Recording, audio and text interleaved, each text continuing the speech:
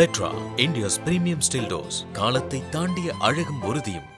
சென்னை புறநகர் பகுதியின் மிக முக்கிய போக்குவரத்து நரம்பான ஜிஎஸ்டி சாலையில் ஏற்படும் கடும் நெரிசலை குறைப்பதற்காக கிளாம்பாக்கத்திலிருந்து மகேந்திரா சிட்டி வரை 18.4 கிலோமீட்டர் தூரத்திற்கு 3500 கோடி ரூபாய் மதிப்பீட்டில் பிரம்மாண்ட மேம்பால சாலை அமைக்க முதலில் திட்டமிடப்பட்டிருந்தது.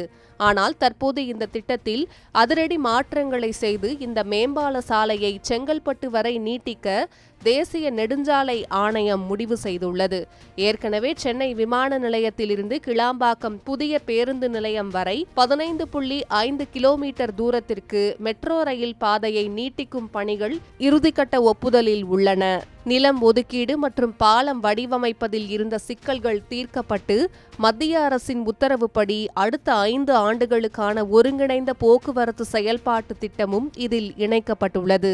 எதிர்காலத்தில் செங்கல்பட்டு வரை நீட்டிக்கப்பட அதிக வாய்ப்புகள் உள்ளதாக கூறப்படுகிறது. இதனை கருத்தில் கொண்டு தேசிய நெடுஞ்சாலைத்துறை அதிகாரிகள் தொலைநோக்கு பார்வையுடன் புதிய மாஸ்டர் பிளான் ஒன்றை உருவாக்கியுள்ளனர்.